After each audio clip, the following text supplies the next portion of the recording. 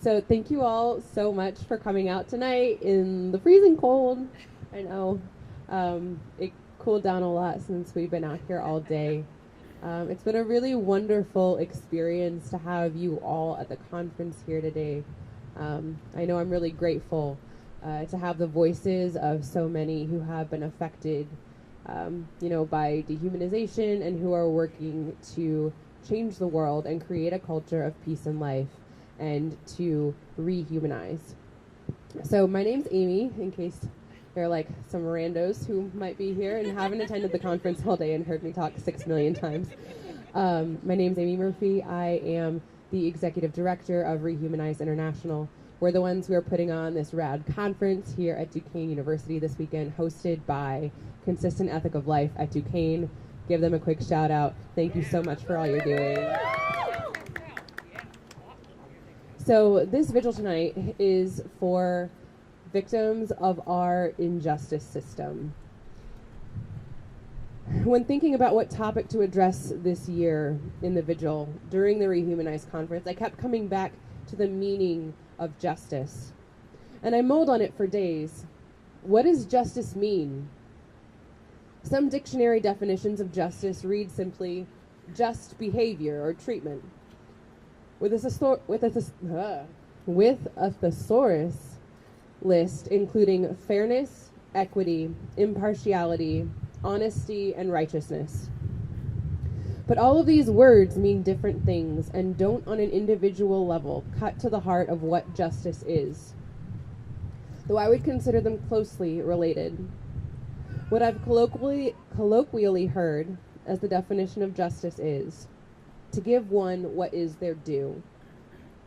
Our current justice system in the United States is steeped in systemic racism, xenophobia, homophobia, and transphobia, and all too often, the system represents violence on top of violence as the death penalty and death by incarceration persist. Our so-called justice system is retributive, and it kills. Tonight we will hear from 5 different speakers on the stories and experiences of those who have been dehumanized and violated by our U.S. justice system. We are here in memory of those who have passed on, in solidarity with those who are now dehumanized, and in the hope of building a future in which life, peace, and justice will be inseparable. Where's Ifeoma? You're not ready yet? Okay. Then first, I would like to bring up Geraghty with Rehumanize International.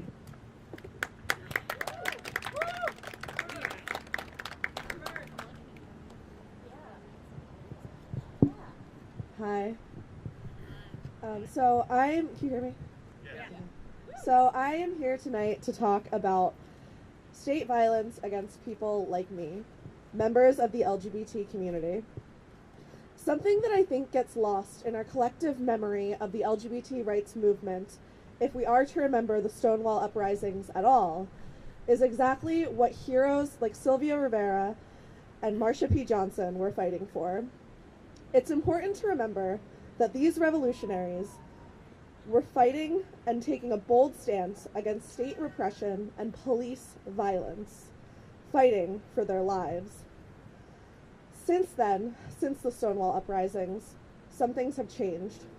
We can now marry, we can now love, and no longer can I be arrested for not wearing 3 or more pieces of non-feminine clothing, an actual Pennsylvania law that I'm grateful no longer stands. However, despite these advances, our struggle against state repression and police violence is far from over. Today, LGBT people still face increased rates of violence at the hands of law enforcement and are overrepresented in the prison industrial complex. This is a direct result of homophobia being compounded with poverty, being compounded with racism, being compounded with misogyny, and particularly transmisogyny. According to a study done by the National Gay and Lesbian Task Force, 21% of all transgender women have been incarcerated at some point in their lives. That's compared to 5% in the general population. When looking at Black transgender women, The stat jumps to an astonishing 47% incarceration rate. While we have made strides in combating homophobia and trans antagonism, especially for the white and especially for the rich, there is still a deadly cycle in all parts of our country that starts with LGBT youth being kicked out of the home onto the streets, turning to illegal street markets such as sex work or the drug trade, getting arrested, going to prison, getting out, living on the street, and the cycle starts over again. When this happens, who is blamed? It's not the structures that create poverty. It's not the people in power profiting from this cycle. No, it's LGBT people, ourselves. So, when we end up in prison, it doesn't matter what happens to us. Abuse, increased rates of sexual assault, denial of prescribed transition care on top of already subpar medical standards, the torture of prolonged solitary confinement under the guise of safety for transgender women. All of these things on top of the daily dehumanization and violence that is seen in all parts of the U.S. prison system, public and private. This is unacceptable, it's inhumane, and it's time for state repression of LGBT people to end. I'd like to take a minute now for a moment of silence. Not just for those who have died, such as LGBT rights activist Scout Schultz, who was tragically shot and killed by campus police in Georgia last year. For them, but also for all of those still facing state violence. For the 40% of houseless youth who identify as LGBT and are subject to police harassment for simply existing in public while houseless.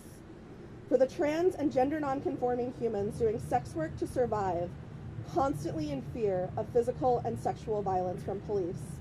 For every incarcerated LGBT person suffering from state repression, especially those facing death by incarceration sentences. For them, may we take a moment of silence.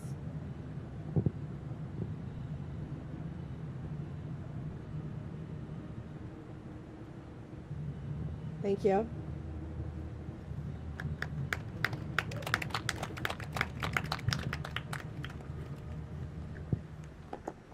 It's kind of jarring, right, to have like the solemnity of this and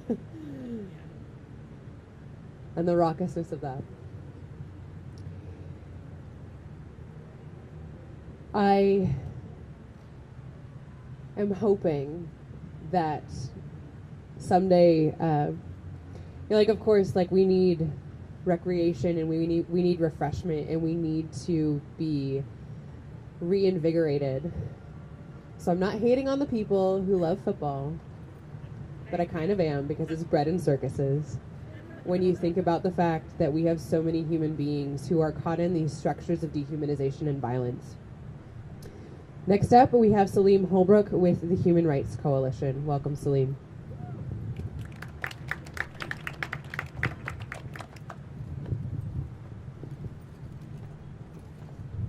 So I'm going to read something that I wrote real quick on juveniles sentenced to life without parole, solitary confinement, and death by incarceration.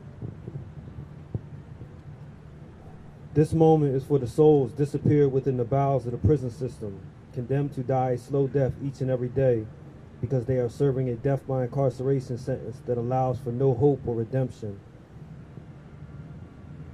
This moment is for the children confined in adult prisons, facing a future of uncertain days, nights laced with traumatized dreams, hopes that evaporate as quickly as the tears that run down their smooth adolescent faces. This moment is for the people buried alive in solitary confinement torture chambers, driven insane into suicide by the suffocating isolation and silence that bores into them like a screw searing through the soft tissue of the brain, locked away in cells that are illuminated 24 hours a day, but where one feels an absence of light and only a feeling of darkness. No one hearing their screams that echo back to them from doors made of stainless steel and pressurized cells that resemble tombs. This moment is for the people who died at the hands of a system that did not recognize their humanity, nor extend them dignity, even in their death, for is no dignified death in prison.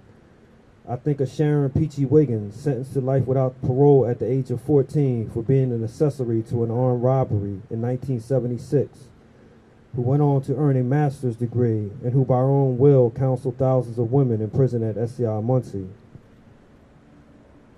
I remember the hope she was filled with in 2012 when the United States Supreme Court ruled it was cruel and unusual punishment to sentence a child to life without parole. I remember the despair and the pain she felt when she was diagnosed with cancer that same year, and the disbelief when she died 2 years later, still imprisoned. This moment is for John J. Rock Carter, who was sentenced to life without parole as a child and who served 16 years.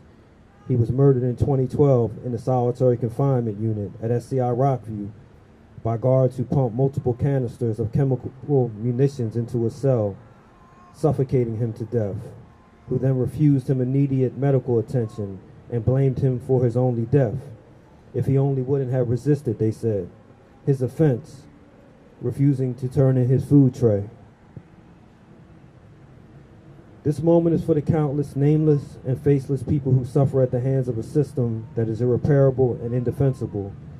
It is also for the victims and communities who have been harmed by the people who are entombed in the bowels of this system. We owe it to them, to ourselves, and to humanity to envision a world and community where prisons do not exist. We owe it to future generations to make that world possible. I would like to take a moment of silence for all of them.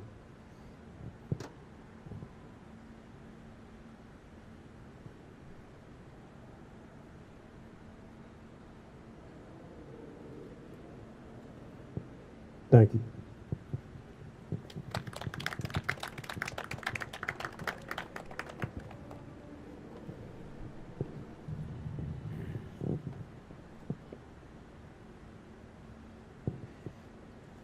Every time I think about the fact that there are people who were sentenced as children to live their life behind bars with no opportunity of freedom, my soul is crushed.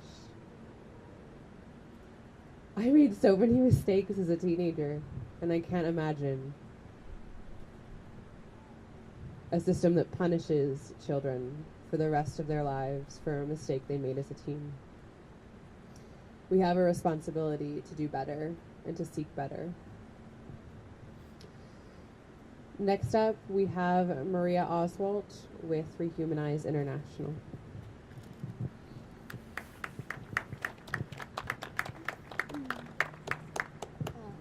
Herb, could you go ahead and come up? Sorry, I just had a couple images as well that Herb was going to pull up on his tablet there. Okay, so as Aimee said, my name is Maria Oswalt. I'm here today to talk about the violence of ICE and deportation and the dehumanization of immigrants from my perspective as a Hispanic woman and as the granddaughter of immigrants from Cuba and Ecuador. So as I was preparing for this, I had a bulleted list of different statistics and headlines from the past couple years and in years before that. You know, like how nearly 3,000 children were separated from their parents over the course of just 6 weeks in April and May of this year. How only about 80% of those children have been reunited with their parents or resettled with other family members. These stats are pretty jarring. However, I think it's easy to get lost in all the numbers and the headlines that we've seen in recent news. In order to really bring home the way that the rhetoric in our country has caused us to value so-called justice over human lives, in order to emphasize that these policies aren't only affecting a certain class of people, but rather intimately affecting individual children and families, I wanted to focus on just one story. It's one of many, as we all know, but it'll give us a face and a name to remember when we think about this. This is Helen. She's a 5-year-old from Honduras. She says her favorite activity is playing with her dolls, and she wants to be a veterinarian when she grows up. In July, which was well after Trump's executive order, which was supposed to reverse the policy of separating families, Helen fled Honduras with her grandmother and a few other family members because one of her family members, a teenage boy named Christian, was being threatened by gang members, so they no longer felt safe there. Helen's mother, Jenny, had already migrated to Texas 4 years earlier, so they hoped to seek asylum in the U.S. and join her in Texas. Her family traveled thousands of miles to get to the U.S., and eventually they reached southern Texas. When they arrived, Border Patrol agents apprehended them, and then a plainclothes officer pulled Helen away from her grandmother and told them that the grandmother would be deported and that Jenny, Helen's mom, would be able to pick her up soon. The officer didn't tell them where they were taking her in the meantime. Helen's grandmother and other family members were given ankle bracelets and released to wait for their court dates. So they went to Jenny's house as quickly as possible, but they did not find Helen there. The next day, authorities called to tell them that Helen was being kept in a facility near Houston, although they wouldn't tell them exactly where. Now we know that Helen was taken to a shelter called Baytown, where she essentially spent the rest of her summer coloring pictures of George Washington, the Statue of Liberty, and other patriotic images. At some point during the time that she was kept there, an official handed her a legal document, a form to request a Flores bond hearing, and they convinced, or rather coerced, this 5-year-old girl to sign away her right to a bond hearing before a judge. Thankfully, Helen's story has a happy ending because her family hired legal help from an organization called Lupe, and they were able to reunite Helen with her family on September 7th, 2 months after they had arrived in the U.S. There are still many children, some even younger than Helen, who haven't been as lucky, if you can call it that. This heartbreaking, infuriating injustice is a direct result of a system which seeks to value American lives over other human lives, which values arbitrary lines in the ground over basic human decency. And I'm not just talking about the current administration.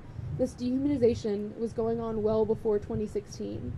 It just seems like the general public is waking up to it now, and we need to take this opportunity to shine a light on all the evil going on in our justice system. It's the result of a worldview which dehumanizes immigrants to the point that people seeking just a safer and better life here are treated as less than human, where an immigrant 5-year-old girl is treated like a criminal. This was the form that Helen was made to sign. You can see where the officer wrote her name, and then below that there is a space designated for child's alien number, and then you can see where 5-year-old Helen wrote her own name.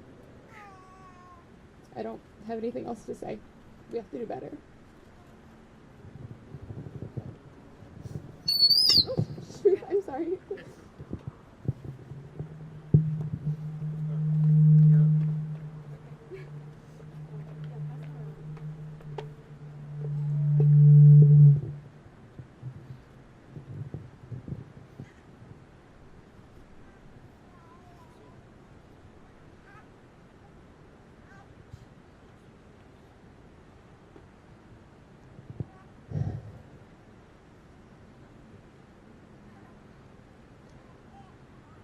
This summer I got to meet a nun who works on the border down in Texas.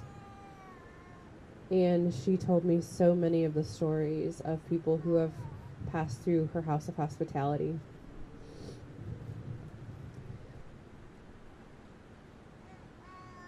And it just struck me the grief and anger. And I just think the absolute chilling, inhumane treatment of these children just because they are from another country. Just because they are from a country where the immigration quota has already been met.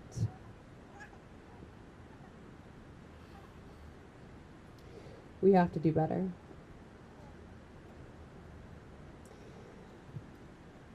So, last up, we are going to have Kirk Bloodsworth with Witness to Innocence. And then we're going to close out and let y'all go warm up. But thank you all so much for coming out tonight.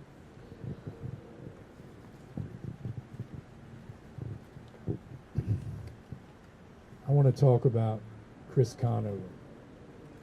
Chris Conover and I were in prison together. I think this is important because he was in there for 19 years, almost 9 years more than I was. Actually 10, I'm sorry. So I got out in 93. In 2003, I got a call from the Innocence Project in New York, and they said, "Hey, do you know Chris Conover?" I said, "Yeah, we were walking buddies. You know, we were in the yard together. And he sold a pretty good jug of wine." But Chris had a lot of problems. He did a 12-year bit. You know, he was just stealing and robbing with his brother. They got caught up in this thing. He just did 12 years and he got out, and the Baltimore County Police came and got him and charged him with triple homicide at this drug dealer's house. They sat in court and said these two head hairs were Chris's head hairs. But as it turned out, in 2003, when, you know, because he came in right before I did, and not only were they not his head hairs, they were two different head hairs. Chris got out, but he took an Alford plea. And Alford pleas are like one of the worst things in the world, I think, to give anyone. You don't admit your guilt, but yeah, you do, because you can't get compensation, you can't get any kind of help. So Chris got really excited with me one day when we were talking. I said, let's see if we can't get you a pardon, minus the Alford plea. I knew the governor. I worked on a death penalty. We worked on that. I worked on that case for him. I sat right in the governor's office and looked him right in the eye and said, "You got to give Chris a pardon. Give him a break. You know, you don't have to abide by the Alford plea. There was no law that said he had to." So we worked on it for 4 years. And the governor's office called me on the phone and said, "Kirk, we're going to have to deny Chris Conover his pardon." Because back then you had to, in order to get compensated, you had to get pardoned. They turned him down flat. And this was with a liberal governor who pushed to abolish the death penalty, Martin O'Malley. I didn't know what to do, and I remember going down to Kitty Hawk, North Carolina, and talking to my man. He had a dog walking business, so he did that all the time. He was just trying to hustle, make money he could. But he had really bad needs. So the doctors in North Carolina put him on Vicodin for 5 years. Chris was a heroin addict. That was bad for Chris. I was sitting there on this porch, and he had a morphine patch on his cheek. He said, "Bloods, I've had it, man." I said, "You got to stop, Chris. We got to try to do something for you." He said, "There ain't nothing to do for me. I want to leave." I knew what that meant. So I started reaching out to him again and again and again. I talked to his wife, his high school sweetheart that they married under a trestle in his backyard by this big pond in Kitty Hawk. And Chris was gone. I couldn't reach him anymore. I was sitting down on my computer, and I had Facebook up, and his niece wrote me a letter and said, "Chris is gone." He went to Baltimore and tried to kill himself 3 times with a hot dose of heroin. And he left here. I think his life would have changed if somebody paid attention to Chris. He wasn't an expendable human being like so many people think incarcerated individuals are. This was a guy that made a mistake. But he wasn't in there for that. He wouldn't give Chris nothing because he had been convicted before. Chris took his own life on the 3rd try. It was a charm for him. I went to his funeral, and the lady from the Innocence Project in New York was there, and 20 of his friends. It wasn't many. And there was his urn that sat on the table. He was gone. My buddy was gone. And his nickname was White Folks. That's what they called him. I think, for me, we have to pay attention to this arbitrary nature, which is the criminal justice system, in a sense. People like Helen and others that we've spoke about, the people in your spot that you talked about so eloquently when I was listening to you, shouldn't be treated like animals. This is not a farm. We're not feed up time. You know, the death penalty has to go, but we have to have major criminal justice reform. Major criminal justice reform. Our worst act is not the end of us. People need second chances. And I supported, the fight for kids are different in the death penalty arena, so we don't have that anymore. I guess after I help abolish the death penalty, we're going to have to do something else. You can't have life without parole for children, man. You got to give them a shot, give them a chance, or they're all going to turn out like Chris. I want to thank you. This has been a great experience. I want you all to stand up like my mother said and never look back. I know it's a small group of people are standing out here in the cold, but let me tell you something. Few people done far more than that, held off battalions of people, far less than this here. And I think we can do it ourselves. God bless you all. Thank you.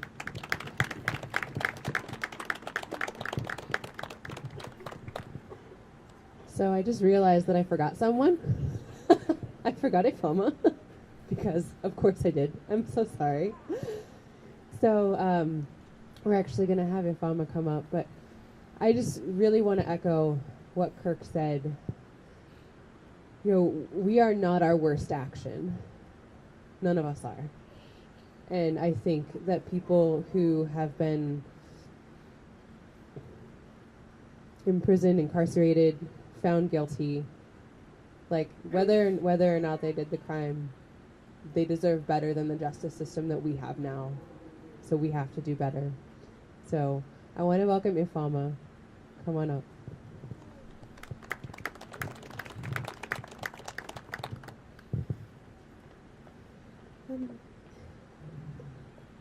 So the words I'm going to read to you are from Ismail Smith Wade L., who regrets that he couldn't make it here tonight. But more importantly, we're all here in this moment. So what's important in this moment that concerns me at this moment is a reversal. Where previously it was possible to imagine that we had reached an unprecedented point of progress in American society, one where it seemed that we had the stride in an unruly march forward toward the end of King's long arc of justice. The arc of justice, my friends, is broken. The great yawning injustices of America are apparent in every corner of our society, in elections and lost legal battles that devalue human life and threaten to crush the spirit of activism that we rely on to move forward. But it is the individual defeats, the single deaths of somehow unmatched injustice that leave the taste of acid in our mouths.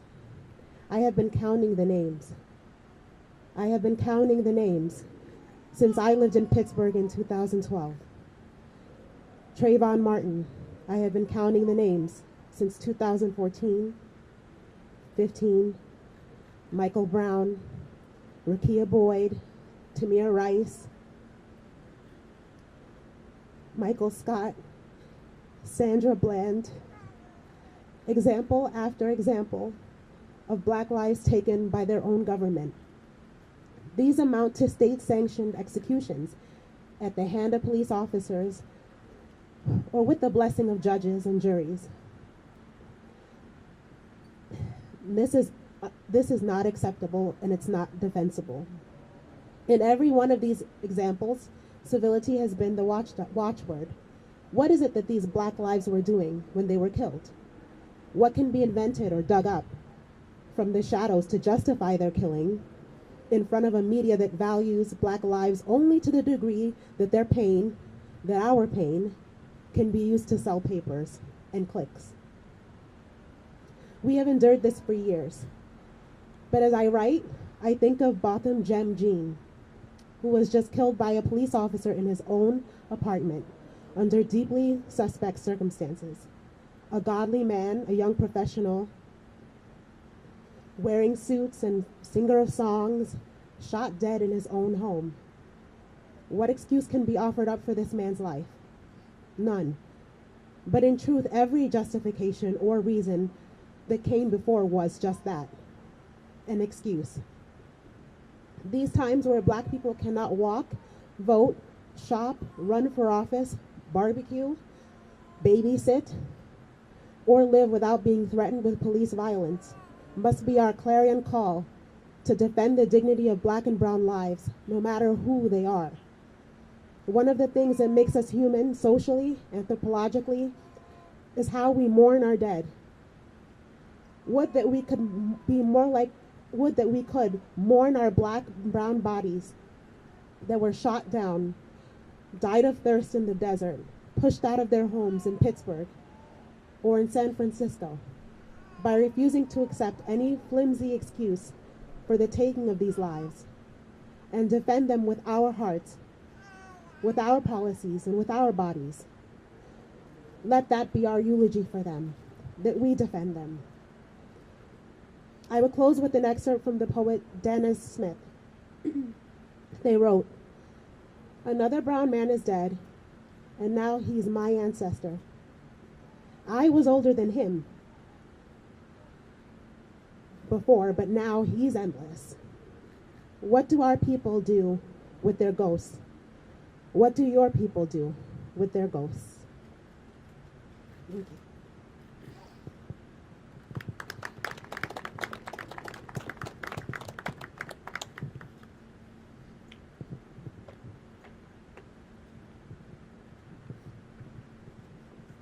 Thank you, Ifeoma.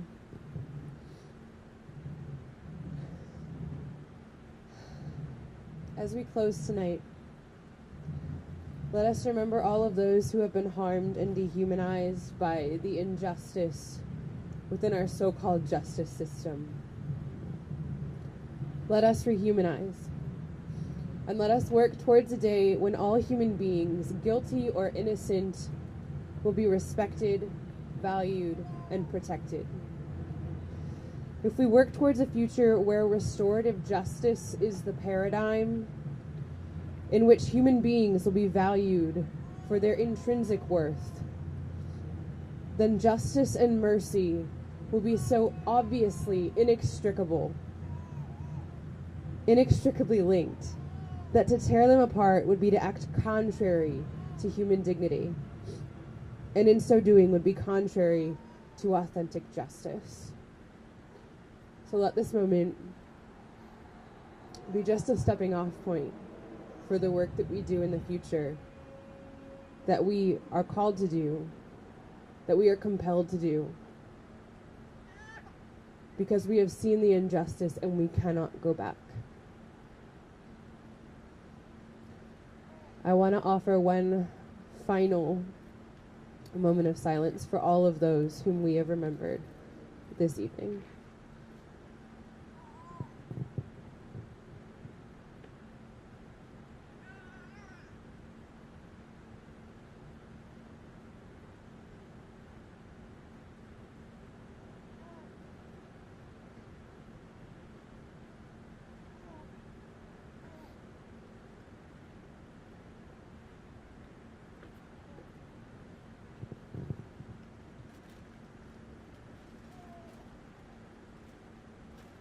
Thank you so much for coming.